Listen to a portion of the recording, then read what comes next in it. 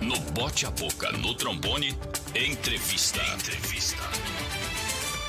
E ontem, terça-feira, dia 30 de março, foi lembrado o Dia Mundial do Transtorno Bipolar. Vamos falar um pouquinho sobre esse assunto. Pedir desculpas aqui ao psicólogo Eduardo José Legal, até pelo horário, né? A gente acabou tendo que entrar com um assunto sobre vacinação muito importante.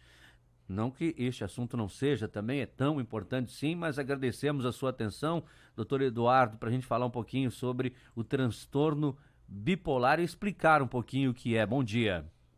Bom dia, Caleb, bom dia ao nosso amigo que eu esqueci o nome ali, mas... Adilson. E bom dia, o Adilson, bom dia, Adilson, né? E bom dia a todos os nossos ouvintes aí. Nós estamos vivendo um momento de pandemia, né, doutor? A situação que gera danos às emoções da nossa população. Nós temos acompanhado pessoas de várias áreas que acabaram até mesmo se afastando ou buscando alternativas para não estar no enfrentamento. No entanto, tem também aquela pessoa que fica em casa e, conforme as informações vão chegando, vai gerando alguns tipos de transtorno. Entre eles, o transtorno bipolar. Como ele se manifesta? Quais são os fatores e como pode ser identificado?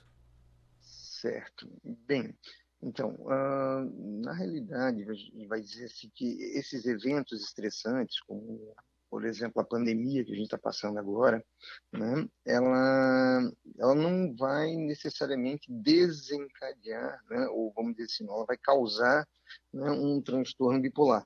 Ela tem relações diretas com o estresse, tem relação direta com a ansiedade, né, e uma relação indireta, né, como se fosse um gatilho, né, para os demais transtornos mentais, entre eles o transtorno bipolar. O transtorno bipolar atinge um pouco menos de 1% da população mundial, né? Ele não tem causas conhecidas, apesar de nós considerarmos, de modo geral, né, todo o transtorno mental, independente de qual, né, ele tem o que a gente chama de causas múltiplas, ou seja, não dá para identificar uma única causa, né, no transtorno. Então, não poderia ser, por exemplo, é um trauma, é uma doença. Não sabemos. Na realidade, é um conjunto de coisas, né, um conjunto de variáveis aí, sendo que uma variável importante, né, são algumas alterações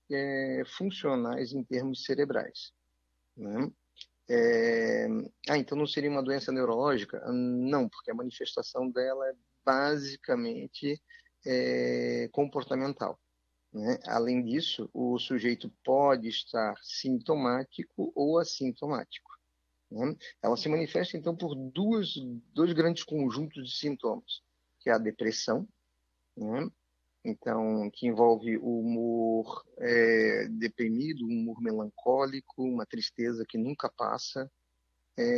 Até costumo, para as pessoas mais que não conhecem, né, mais ou menos saber como é que é. Lembra, de repente, o que é um coração partido depois de uma relação? Então, é mais ou menos isso, aquela fossa, sabe? E só que parece que nunca tem fim, né? Então, parece que tudo ao redor, né, não faz sentido, né? E de repente não tem mais gosto pela vida, que é o que a gente chama então de uma perda de prazer, né?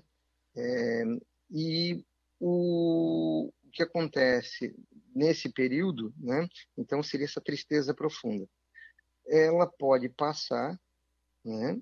Então ela passa depois de um tempo e também, obviamente, por conta do tratamento, né, que o sujeito recebe, tá? Tanto medicamentoso quanto psicoterápico, mas ele pode voltar na forma também de mania, né?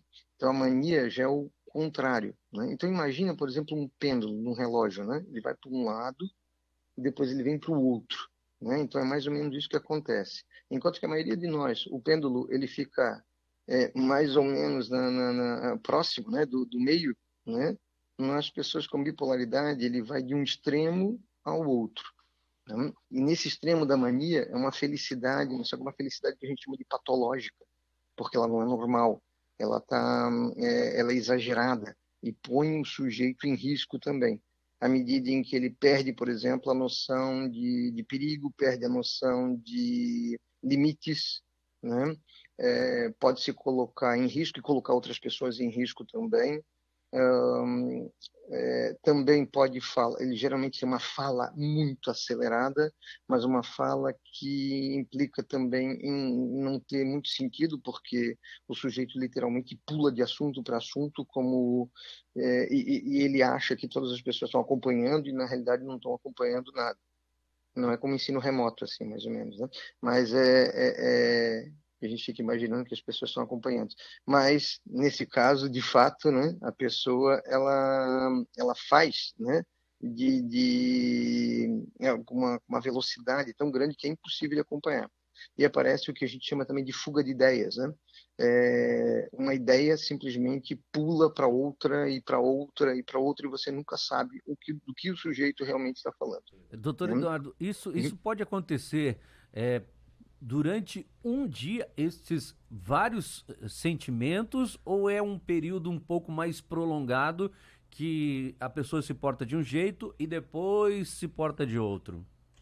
Geralmente ela é prolongada, né? Existem ciclos bem curtos, né? E existem possibilidades de não haver ciclos. Como, por exemplo, o mais comum no transtorno bipolar é o sujeito começar os sintomas pela mania, né? Pela exaltação, né? Pela agitação. E ter alguns episódios que a gente chama. Então, ele se dá em episódios, né? Então, o sujeito tem aquele episódio, pode durar, dependendo, né? Se não houver tratamento, até 4 meses, né? Nesse estado, se não houver um tratamento adequado. E depois ele pode voltar à normalidade. Ou ele pode entrar num estado depressivo em seguida, que pode durar de 3 meses até 1 ano. O que a bipolaridade interfere no dia a dia do cidadão? Bem, uma vez que ela detona, vamos dizer assim, a sua capacidade de raciocinar de forma adequada sobre as situações, né, ela acaba gerando bastante complicações para o sujeito e, em muitos casos, principalmente no período depressivo, há uma chance, aproximadamente aí de 8 vezes mais chance de uma pessoa com transtorno bipolar cometer suicídio do que, por exemplo, uma pessoa que não tem um transtorno, tá? Ou até mesmo com um transtorno depressivo. Então, Tratamento, Opa, desculpa. doutor, qual é o momento do tratamento e que tratamento que é feito? O tratamento normalmente segue, né, o padrão, né? É o tratamento medicamentoso mais o tratamento psicoterápico, que seria o mais indicado. Né? O tratamento farmacológico que são os reguladores de humor, né? Então, eles vão regular o humor do sujeito para que ele não varie tanto, né? Mas a psicoterapia vai ajudar o sujeito principalmente a identificar quais são os gatilhos, né, os fatores ambientais que podem levá-lo, por sua vez, ao aparecimento de um novo episódio, ou mesmo, quando aparecer um novo episódio, o sujeito identificá-lo e começar a se prevenir, vamos dizer assim, né, da possibilidade. Tem como cortar totalmente os episódios? Não, uma hora ou outra eles aparecem, mesmo com o tratamento. A diferença, então, é que o tratamento ele vai evitar que o sujeito entre em mais episódios. Né? Doutor, essa situação pode transformar a pessoa, no caso, numa pessoa até mesmo agressiva? A irritabilidade faz parte também do quadro. Né? Normalmente não é porque as pessoas necessariamente são agressivas, mas é que naquele momento elas têm dificuldade de controlar impulso. E se ela Então, já tem uma predisposição, por exemplo, temperamento sanguíneo, que é mais explosivo e acaba tendo bipolaridade, fica mais vulnerável a uma situação de violência, um crime qualquer? E outra questão, doutor? Sim, Caleb, é muito raro você ver pessoas, por exemplo, com transtornos mentais cometendo crimes, a não ser, claro, né, os transtornos de personalidade antissocial, né? Mas mesmo assim, por exemplo, cerca de 4, 5% dos casos em que eles acabam se metendo, vamos dizer assim, em problemas com a lei, né? Ou mesmo em algum tipo de violência e tal. Da maior parte das vezes, as pessoas são alvo de violência e não necessariamente os violadores, né?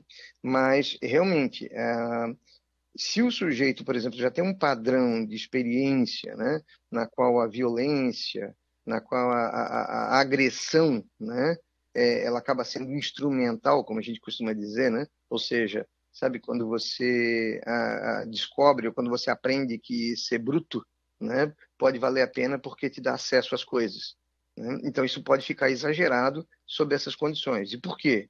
Porque o sujeito acaba tendo mais dificuldades, por exemplo, em aprender novas respostas diante daquela situação, durante esse estágio. Por isso que a psicoterapia ela vai ajudar no sentido do sujeito aprender um novo rol de respostas para poder lidar com isso. Psicólogo Eduardo José Legal, muito obrigado, doutor, pelas explicações aqui. O nosso programa Bote a Boca no Trombone. Um bom dia para o senhor. Um bom dia para você também, Caleb, para o Adilson e para todos os nossos ouvintes aí.